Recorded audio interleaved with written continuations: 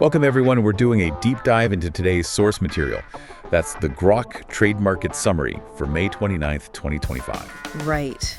So we'll hit the stock market's moves today, then kind of zoom out a bit to the broader economic stuff, especially the policy angle, and then pivot over to what's happening in crypto and precious metals. Okay, so let's kick things off. Just the headline numbers, the market snapshot for today, May 29th. The raw data. Right. We saw, pretty modest gains across the major U.S. indices. Okay.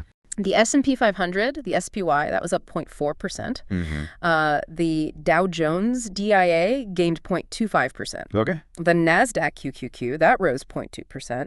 And small caps, the Russell 2000, the IWM, climbed 0.3%. Okay, so gains everywhere, but like you said, modest. Nothing explosive today. Not really. And you still kind of see that pattern we've mentioned, right? The SPY and QQQ. Yeah, the S&P and NASDAQ. Still looking a bit stronger underneath than, say, the Dow or the small caps, the IWM. That relative strength is definitely still there. And the QQQ, the NASDAQ tracker, it's really just spitting distance from new all-time highs again. It really is. Just keeps pushing. It's been incredibly resilient. So thinking about the technicals, I remember maybe a week or so ago, we were talking about how things looked a bit overbought. Right, yeah. What's the summary saying about that picture now? Has it changed? Well, this is interesting. The summary notes that those key technical indicators, the RSI, the MCD. The momentum tools? Exactly. The things traders watch for, trend changes or exhaustion, they've actually leveled off. Oh, okay. So not pushing higher. Right. After showing those overbought conditions we talked about, seeing them kind of stabilize like this, it often suggests the market's maybe pausing. Taking a breath, maybe consolidating those gains. Could be, yeah, consolidating. It's definitely a notable shift from, a week ago on the technical front. Okay, that makes sense. Charts pausing after a run. So what about the why? The forces moving things. The summary seems to put a lot of weight on the economic context today, particularly policy. Exactly. That seems to be a big driver, or at least a big influencer on sentiment today, according to this summary.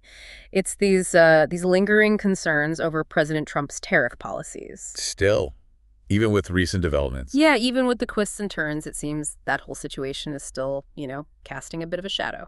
And the summary mentions a specific twist, right? This judicial development. The U.S. Court of International Trade ruling. That's the one. A decision aimed at curbing some of those tariff actions. Okay. And did that have a market impact?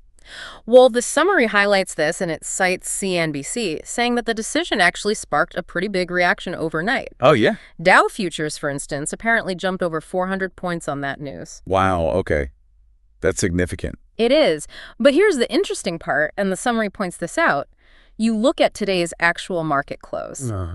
And the gains, while they were there, they were, much more muted compared to that huge overnight futures reaction. That difference is telling. Yeah. So the initial excitement maybe faded a bit during the day. Seems like it. So yeah, the ruling, as the summary frames it, it probably eased some of the fears about economic disruption. Right. Helped nudge things up today. Yeah, gave stocks a bit of support. But the core message from the summary seems to be that, the uncertainty is definitely still there.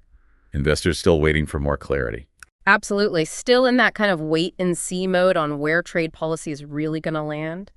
And again, we're just relaying what the source material suggests about the ruling's effect here. Got it. Okay, so that's the stocks and the policy backdrop. The summary highlighted some pretty different moves elsewhere. Oh, yeah. Some sharp divergences. This was a big contrast. Right. While stocks were kind of inching up, yeah, crypto actually took a bit of a hit today. Yeah, Bitcoin specifically, BTC, it was down, 1.59%, according to the summary. And this connects directly back to what we were talking about just yesterday, This really does. We mentioned Bitcoin was sitting right around a really pivotal price point. Yeah. And the summary uses this vivid phrase.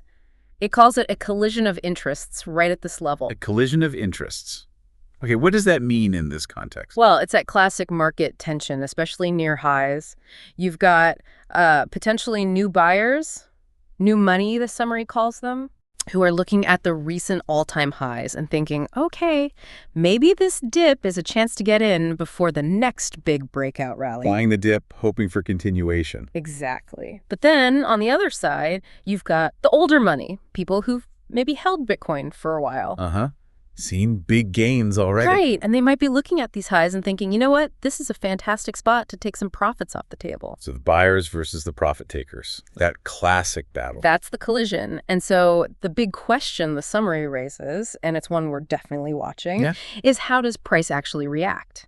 How does it resolve this tension over the next few weeks right here at this really critical spot? Yeah, that makes Bitcoin fascinating to watch right now. Yeah. Okay, so crypto down, but then you flip over to precious metals. And it's a completely different story today. Very strong performance. Gold, GLD, that was up 0.6%. Okay. And silver, SLV, had an even better day, gaining 1.07%. Wow. Silver outpacing gold there. Yeah. And this strength in metals. Yeah. It fits that pattern we've been noting, right? For the last few summers. It absolutely does. We've talked about how gold and silver haven't really made a decisive directional move lately. They've been mostly going sideways. Consolidating. Yeah, consolidating, building up energy is how the summary often puts it. It's that kind of coiling action that, people who follow these markets closely recognize. Definitely familiar to traders watching those charts. For sure. And silver, specifically today, it inched even closer to that really important resistance level we've discussed. The $30.60 mark. Yes. That level where selling has often come in before. Exactly. It's been a ceiling.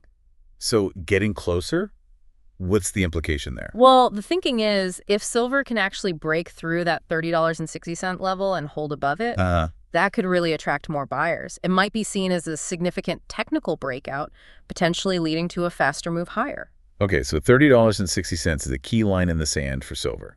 Definitely one to watch. And meanwhile, gold, it's also doing its thing, just continuing to sort of inch higher, moving towards the apex, the point of what looks like an ascending triangle pattern on its chart. Another classic technical pattern. Yeah. Often suggests continuation after a rally. That's the textbook interpretation, yes.